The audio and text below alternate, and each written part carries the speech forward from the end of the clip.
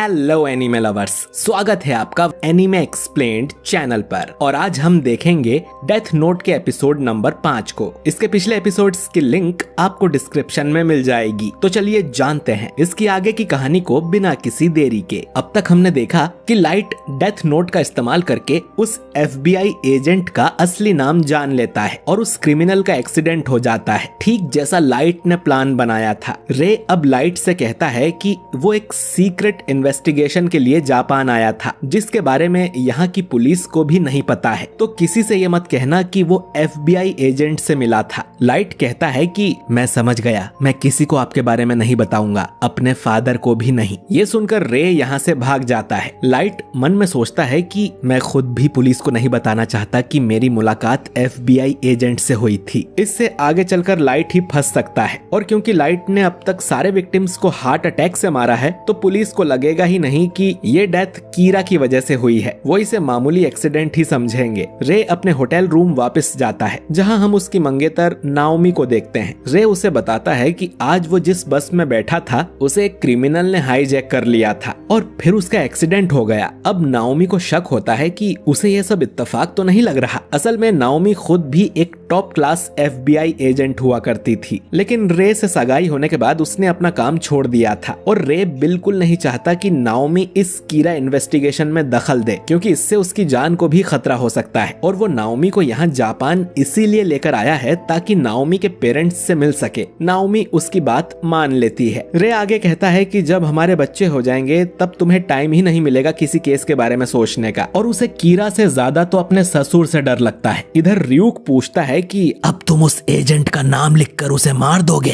Light बोलता है कि अगर उसे अभी मार दिया तो सारा शक मुझ पे जाएगा। मैं 1 हफ्ते तक इंतजार करूंगा, तब तक वो एजेंट और भी पुलिस वालों को इन्वेस्टिगेट कर लेगा। तब तक वो कुछ कैदियों के जरिए एल को मैसेज भेजेगा और उसके मजे लेगा। इधर एल को वतारी बताता है कि एक विक्टिम एक मैसेज छोड़कर मरा है। उस मैसेज की सबसे ऊपर वाली लाइन में लिखा था, एल तुम जानते हो गॉड ऑफ डेथ यानी शिनिगामी को। एल सोचता है कि ये क्या बताना चाह रहा है कि शिनिगामी सच में होते हैं। खैर, इसके ठीक 1 हफ्ते बाद हम लाइट को एक मेट्रो स्टेशन पर देखते हैं। रियूक बोलता है कि ये जगह तो लोगों से भरी हुई है, तुम यहाँ उसे मारोगे? लाइट कहता है कि बस देखते जाओ आगे क्या होता है। मैंने अब तक जो भी एक्सपेरिमेंट्स किए हैं उनमें मुझे एक और बात पता चली है कि जरूरी नहीं कि पहले मरने वाले का नाम ही लिखा जाए। मैं चाहूँ तो मौत का कारण भी पहले ही लिख सकता हूँ और नाम बाद में लिखने पर भी वो वैसे ही मरेगा। रियूक मन में कहता है कि अबे ये तो मुझे भी नहीं पता था। थोड़ी देर में रे यहाँ पर आ जाता है। लाइट रे के पीछे जाकर उससे कहता है कि मिस्टर रे, अगर तुम पीछे मुड़े तो मैं तुम्हें मार दूंगा, मैं कीरा हूँ। ये सुनकर रे चौंक जाता है कि ये कैसे हो सकता है और ये आवाज तो मैंने कहीं सुनी है। लाइट आगे कहता है कि अगर तुमने कोई भी चालाकी की तो मैं तुम्हें तुरंत ही मार डालूंगा।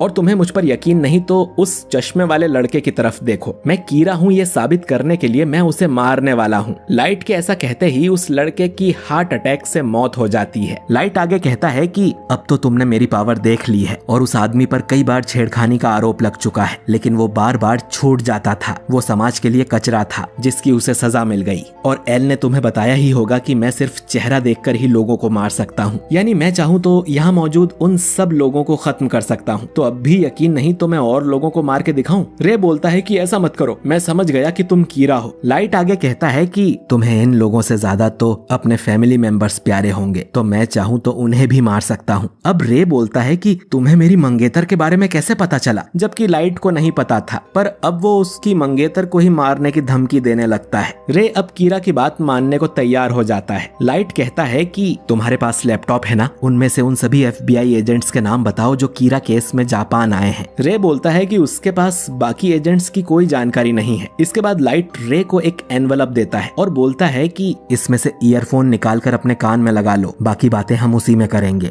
लाइट अब रे से कहता है कि तुम्हें अगली ट्रेन में चढ़ना है और चढ़ने के बाद तुम्हें दरवाजे के पास वाली सीट पर बैठना है। अगर उस पर कोई बैठा हो तो उसके हटने का इंतजार करो और कीरा की नजर हमेशा उस पर रहेगी, तो कोई भी चालाकी करने की कोशिश भी मत करना, वरना मैं तुम्हारी गर्लफ्रेंड को मार दूंगा। रे अब ऐसा ही करता है और सीट पे जाके बैठ जाता है। लाइट अब पूछता है कि कीरा केस में कितने FBI एजेंट्स जापान आए हैं। रे बता देता है कि टोटल 12 एजेंट्स आए हैं। लाइट कहता है कि उस एनवलप में कुछ पेपर्स हैं, उन्हें बाहर निकालो। रे देखता है कि उन पेपर्स के ऊपर कवर चढ़ा हुआ था और उसमें कटआउट बने थे। लाइट कहता है कि तुम्हें अपने बॉस का नाम तो पता ही होगा जिसने तुम सबको यहाँ भेजा है, सबसे ऊपर वाले कटआउट में उसका नाम लिख दो। रे सोचता है कि आखिर कीरा का प्लान क्या है, लेकिन उसके पास कोई और चॉइस भी नहीं थी, तो वो कटआउट में अपने बॉस का नाम लिख देता है, क्योंकि उसे पता था कि सिर्फ नाम जानकर तो कीरा वैसे भी किसी को नहीं मार सकता। लाइट आगे कहता है कि अपना लैपटॉप निकालो, तुम्हारे बॉस ने तुम्हें एक फाइल भेजी होगी जिसमें उन सभी FBI एजेंट्स के नाम और फोटोज होंगे जो जापान आए हैं। रे देखता है कि उसके बॉस ने सच में फाइल भेजी थी। लाइट आगे कहता है कि अब इन सभी एजेंट्स के चेहरों को ध्यान से देखो और एक एक करके सबका नाम उन कटआउट्स में लिख दो।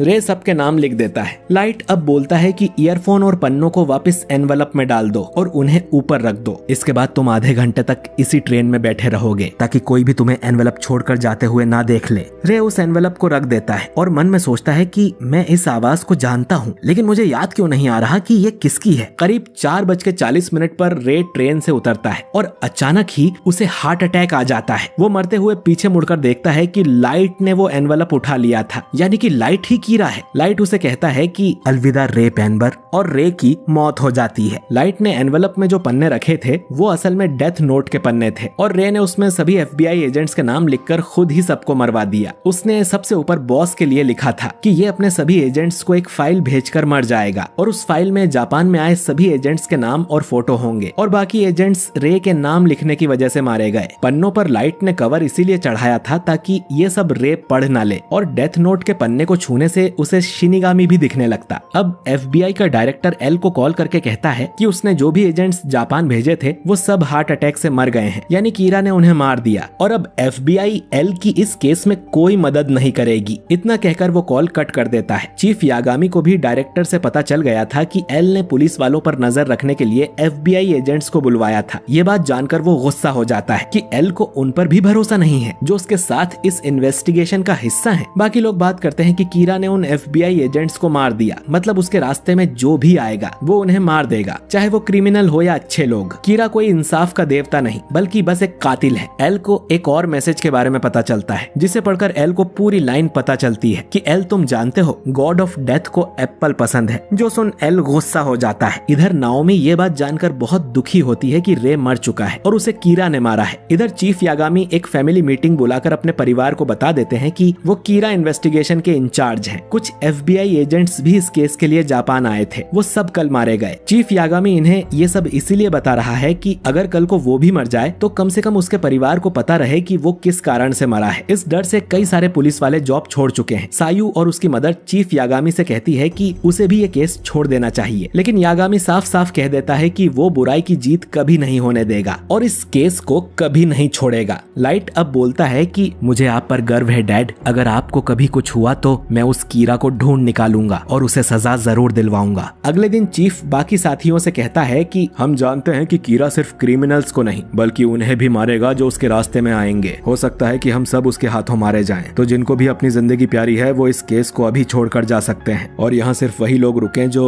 अपनी जान की परवाह किए बिना कीरा को ढूंढना चाहते हैं। इधर नाओमी रे के बारे में पूछ रही थी। वो उस बस ड्राइवर के पास जाती है जिसको क्रिमिनल ने होस्टेज बनाया था। वो कहता है कि उसे ये आदमी तो याद है लेकिन बाकी पैसेंजर्स के बारे में उसे नहीं पता। नाओमी अब यहाँ से चली जाती है। उसे शक था कि कीरा भी उस दिन उस बस में मौजूद रहा होगा। इधर चीफ यागामी देखते हैं कि उसे मिलाकर सिर्फ 6 लोग ही यहाँ पर रह गए थे। अब एल कहता है कि आप सब लोग इंसाफ के लिए जान देने को तैयार हैं, तो मुझे आप सब पर भरोसा है। अब एक पुलिस वाला कहता है कि लेकिन हम तुम पर कैसे भरोसा करें, हम सब अपनी जान खतरे में डाल रहे हैं, लेकिन तुमने तो आज तक अपना चेहरा भी नहीं दिखाया, इस तरह हम काम नहीं कर सकते। चीफ भी एल से कहता है कि अगर इस केस पर ढंग से काम करना है तो एल को अभी उनके सामने आना होगा। एल अब इन्हें लिखकर बताता है कि वो उन सब पे भरोसा करता है और जल्द ही उनसे मिलेगा, लेकिन उससे पहले आप सब एक बार बाहर जाकर डिसाइड कर लो कि आपको मुझ पर भरोसा है या नहीं। ये लोग बाहर जाके बात करते हैं कि वो अचानक ही सामने आने को तैयार कैसे हो गया। एल ने आज तक किसी को अपना चेहरा नहीं दिखाया है, तो हो सकता है कि इस बार भी वो किसी एक्टर को भेज दे और हमें पता भी ना चले। चीफ यागामी बोलते हैं कि शायद वो इस दिन का ही इंतजार कर रहा था। पहले इस इन्वेस्टिगेशन से बहुत सारे लोग जुड़े हुए थे और हमारी इन्फॉर्मेशन भी किसी ने लीक की थी, तो उसे हम पर भरोसा नहीं था, लेकिन अब इस टीम में बहुत कम लोग ही बचे हैं जिन पर एल भरोसा कर सकता है। अब एक पुलिस वाला कहता है कि उसे एल के साथ काम ही नहीं करना और वो भी ये टीम छोड़कर चला जाता है। अब इस टीम में सिर्फ 5 लोग बचे थे। एल इन्हें बताता है कि वो टैटो होटल के एक कमरे में रुका हुआ है, लेकिन वो हर कुछ दिनों में होटल बदलता रहेगा। इन होटल के कमरों में ही हम सारी मीटिंग करेंगे। अब वो इन सबको दो दो करके होटल के अंदर बुलवाता है और सबको रात 12 बजे तक आना था। एल मन में सोचता है कि आज मैं पहली बार लोगों को अपना चेहरा दिखाने वाला हूँ। अगर कीरा को किसी तरह इन मीटिंग्स के बारे में पता चला तो वो उनके करीब आने की कोशिश जरूर करेगा। इधर लाइट सोचता है कि अब मुझे क्या करना चाहिए। असली लड़ाई तो अब शुरू हुई है। एल चीफ यागामी एल के बताए कमरे तक पहुंच जाते हैं और एल उन्हें अंदर आने को कहता है और ये एपिसोड यहीं पर खत्म हो जाता है। तो दोस्तों अगले एपिसोड में एल अपना फेस रिवील करने वाला है, लेकिन लाइट का सामना होगा नाओमी से। क्या वो पकड़ा जाएगा? जानने के लिए अगला एपिसोड जरूर देखें। वीडियो अच्छा लगा हो तो इसे लाइक और शेयर कीजिए और आपको ये एपिसोड कैसा लगा कमेंट करके जरूर बताइए। और अगर आप हमारे चैनल एनीमे एक्सप्लेन्ड पर नए हैं तो हमारे चैनल को सब्सक्राइब करके बेल आइकन जरूर दबाइए। मैं मिलता हूँ आपसे बहुत ही जल्द अगले वीडियो के साथ। शुक्रिया।